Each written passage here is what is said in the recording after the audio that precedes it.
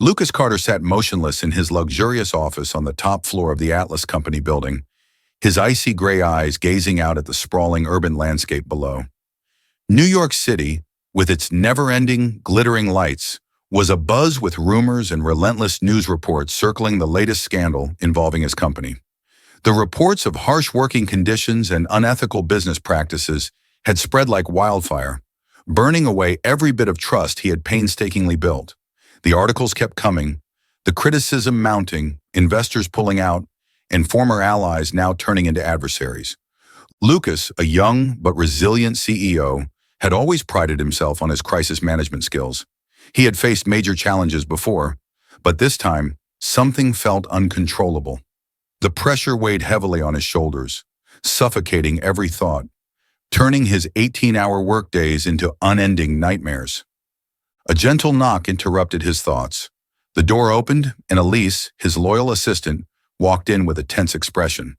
"Lucas, the gala is just a few hours away. Everything is ready, but there's a problem."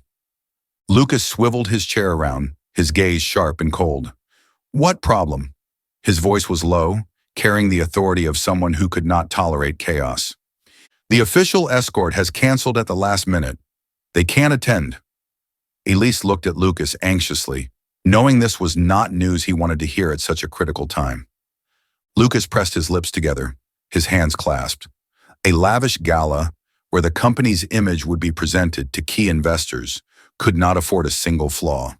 It was his only hope of regaining some trust and salvaging what remained. "Then find someone else," he said curtly. Elise hesitated. "We don't have many options, but there is one person, Grace Miller, the receptionist. She's very smart and stays calm under pressure. I think she could do well if there's no other choice." Lucas frowned. A receptionist? But there was no time for further deliberation. "Fine. Tell her to get ready. I won't tolerate any mistakes." Grace Miller stood in front of the mirror in her small apartment, her heart pounding. The invitation to attend Atlas Cover's extravagant gala had come as a complete shock. She was just an ordinary receptionist, used to handling phone calls and scheduling appointments, not attending elite events. But when Elise had informed her that Lucas Carter himself wanted her to accompany him, she couldn't refuse. Grace sighed, adjusting the elegant dress she had borrowed from her best friend. Even though it wasn't the flashy fashion style of the upper-class crowd, she knew she looked presentable enough. "Just stay quiet, don't draw attention," she told herself. But deep down, Grace was never one to stay silent when there was something that needed to be said. Welcome to today's story, and let us know in the comments which city you're listening from. The gala unfolded in a lavish setting with dazzling chandeliers and soft melodious music. Lucas moved through the crowd with his usual calm demeanor, offering firm handshakes and persuasive smiles. He glanced at Grace, his unintended companion, who stood beside him with the respect and composure he had demanded. "Just stay quiet, don't say anything unnecessary, and make sure nothing goes wrong," Lucas had emphasized before they arrived. But things didn't go as simply as planned. When they began mingling with investors, Grace was drawn into a conversation about corporate social responsibility. An investor, half-jokingly, asked her what she thought about the controversy surrounding the company. Lucas clenched his jaw, ready to intervene. But Grace, with her bright eyes and calm voice, began talking about the importance of a company being responsible not just to its shareholders, but also to its employees in the community. She spoke about ethical values, about how a business could generate profit while also creating a respectful work environment. Gavin Cross, a powerful investor with sharp eyes, listened to Grace with evident curiosity. "You have an interesting perspective," he remarked. Lucas could feel a wave of unease rising in him, because Cross was not someone who was easily impressed. Grace continued undeterred, even though she knew she had overstepped Lucas's instructions. Her frankness and sincerity left a strong impression. But at the same time, Lucas's eyes darkened. He knew that what had just happened would have consequences. When the party ended, Lucas pulled Grace aside. Anger flared inside him. "Do you have any idea what I asked of you?" he hissed, his voice low but full of menace. "You just ruined everything." Grace held his gaze firmly, even though her throat felt dry. "I just thought..." No need to explain, Lucas interrupted, his irritation clear. You're fired, right now. Grace took a deep breath, the feelings of disappointment and hurt welling up inside her, but she didn't shed a tear. She had said what she believed was right, even though the price she paid might be steep. Before leaving, she looked at Lucas one last time, her eyes full of defiance but also glimmering with a faint hope that, somehow, her words might reach him. That day, Grace Miller's office was more crowded than usual. Colleagues passing by stopped to congratulate her, and admiring glances were directed at the young woman who had unexpectedly received a promotion. Just a few days after the fateful gala, Grace had received an invitation from Gavin Cross, the powerful investor who had been impressed by her candor and human-centered vision. He had offered her the position of CEO of Atlas Co.'s European division, a dream opportunity that many would find difficult to attain. At first, Grace hesitated. The new position wasn't just a significant step forward, it came with enormous responsibility. But when she reflected on the values she held dear and her desire to make real change, Grace decided to accept. She knew she had the chance not only to excel in her role, but also to build a more humane work environment, where the principles she had once debated would become more than just theories. Lucas Carter watched all of this unfold from a distance, unable to hide his frustration. Grace's rapid rise made him feel as though he was losing control. She was just a receptionist, someone he had fired at the gala. Yet now she was commanding important discussions, backed by influential figures like Gavin Cross, and gaining more respect within the company. A sense of insecurity began to creep into his mind. Since taking on her new role, Grace quickly implemented the reforms she had previously proposed. She focused on improving working conditions for employees, ensuring they were well cared for, and had opportunities for professional growth. But these changes weren't easy. Lucas repeatedly objected, worried about the increased costs and the short-term impact on company profits. They clashed constantly in meetings, and the tension between them was palpable. One afternoon in the large conference room of Atlas Co., Lucas confronted Grace. His hand gripped the stack of documents beside him, and his cold eyes locked onto hers. Grace, the policies you're implementing could drive this company into the ground. Operating costs are skyrocketing, and investors are losing patience. We need to attract more capital. We can't wait for the long-term results you're talking about. Grace didn't flinch. Lucas, if we don't take care of the people who work here, the company will collapse from within. I understand that short-term profits are important, but if we keep prioritizing revenue over everything else, we'll lose a loyal and dedicated workforce. Instead, we can build a sustainable foundation together. Lucas glared at her. Sustainability doesn't pay the bills, and I won't let this company slowly die just because you want to play the humanitarian card. It's not a game, Lucas. This is the future of the company, Grace responded firmly. Silence stretched across the room, but Lucas's eyes no longer held anger.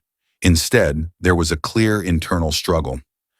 Even though Lucas didn't immediately admit it, Grace's policies gradually began to show results. Employees worked harder, productivity increased, and the numbers started to improve slowly but steadily. Lucas, though reluctant, couldn't deny that she had been right. Gradually, a mix of admiration and confusion crept into his heart. Grace wasn't just the stubborn woman he had once underestimated. She was someone with vision and courage. The relationship between Lucas and Grace began to change in unexpected ways after each argument. Every time they met in the conference room to debate policies, the sparks of anger between them slowly transformed into feelings they couldn't quite name. Grace realized that behind Lucas's cold exterior and stubbornness was a man carrying an enormous burden and a fear of failure he couldn't admit to anyone. Lucas, despite trying to maintain his distance, couldn't deny that Grace had gotten under his skin. Her strength, combined with her unwavering humanistic vision, not only irritated him, but also made him feel drawn to her. During their tense arguments, Lucas found himself captivated by her intelligence and determination. Then one evening, after a late meeting, they found themselves trapped in the elevator when the building system malfunctioned. The lights in the elevator flickered weakly, and they stood facing each other in the cramped space. Lucas, initially tense at the unexpected situation, gradually relaxed when he saw Grace smile.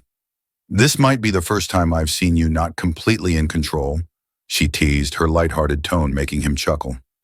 Lucas couldn't help but loosen up, a smile spreading across his face.